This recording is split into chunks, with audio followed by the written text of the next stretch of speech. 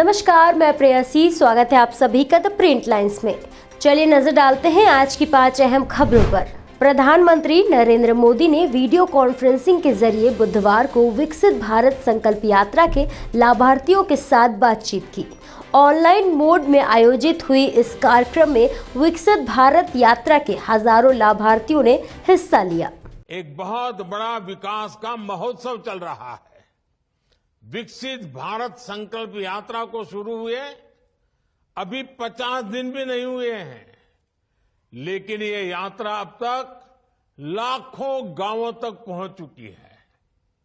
ये अपने आप में एक रिकॉर्ड है।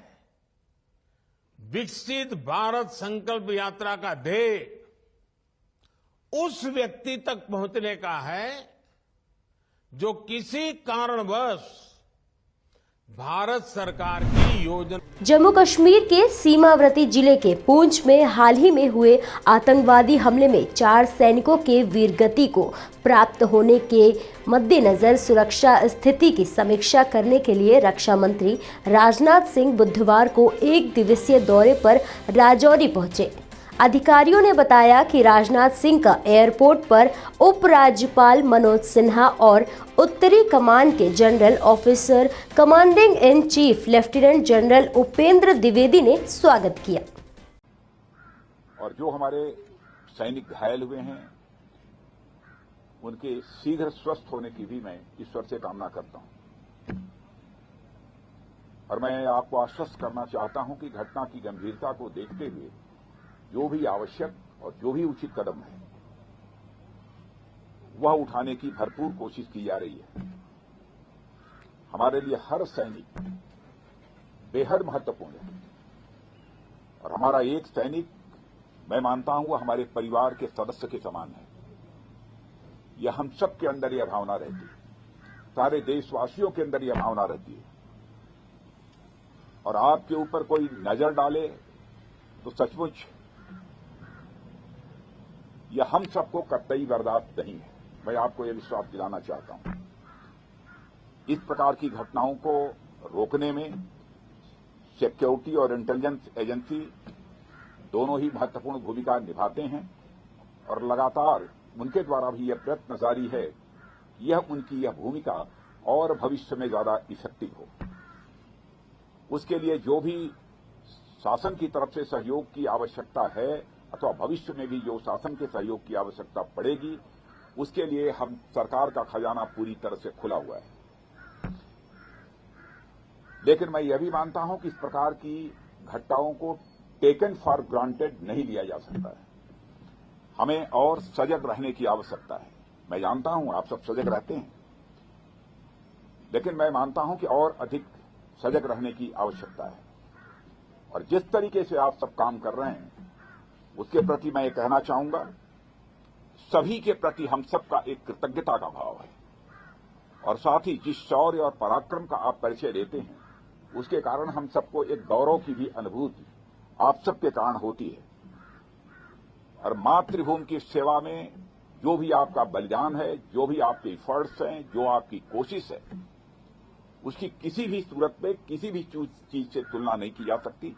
मैं उसे कहना चाहूंगा कि वह अपने में अनपैरेलल है और इसकी कोई कीमत भी नहीं चुकाई जा सकती। कोई हमारा सैनिक शहीद हो जाता है, भले ही कुछ कंपनसेशन दे दें, लेकिन वह कंपनसेशन के द्वारा उसको कंपनसेट नहीं किया जा सकता। वह क्षति जो होती है कभी पूरी नहीं की जा सकती। मैं आपको विश्वास दिलाना चाहता हूं कि सरकार का जहां तक प्रश्न है, सरकार आप लोगों के साथ खड़ी है और हम आपके वेलफेयर को, आपके कल्याण को, आपकी सुविधा को बराबर हम लोग टॉप प्रायोरिटी पर रखते हैं। जो कुछ भी जानकारी हम लोगों की दी जाती है उस आधार पर हम कदम उठाने की। मुख्यमंत्री पुष्कर सिंह धामी आज सुबह उत्तराखंड मुक्त विश्वविद्यालय पहुंचे, जहां उनका ढोल नगाड़ों के साथ जोरदार स्वागत किया गया। इस मौके पर सीएम धामी ने उत्तराखंड मुक्त विश्वविद्यालय के 8वें दीक्षांत समारोह की सभी छात्रों को, शिक्षकों को बधाई दी।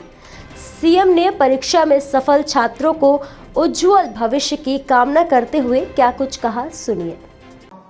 मेरा मानना है कि जीवन में उत्साह, परिश्रम और संकल्प, ये तीनों किसी भी लक्ष्य को पाने के लिए अत्यंत महत्वपूर्ण है। क्योंकि मैंने देखा है, जीवन में अगर आपके अंदर उत्साह होगा, उमंग होगी, तो आपके अंदर ऊर्जा स्वतः ही आ जाएगी और वो ऊर्जा आपके अनेक कार्यों में उसको संकल्प से सिद्धि तक पहुंचाने में बहुत बड़ी मददगार होगी।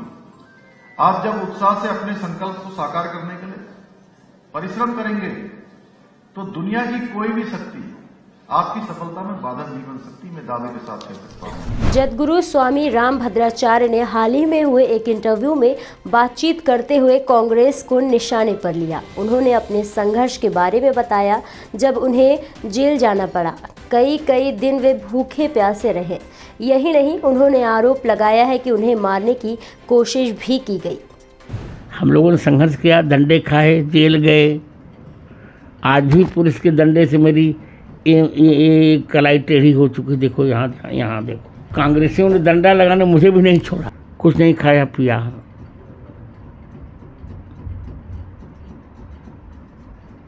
सारी हमारा पंडाल जलाया गया दिल्ली में, सोचा कि जगत गुरु जी को ही जला दें, पर संयोग था कि मैं पंडाल में रहता नहीं हूँ। राजधानी दिल्ली में बीती शाम उस समय हड़कंप मच गया जब दिल्ली स्थित इजरायली दूतावास के पास अचानक धमाका हुआ।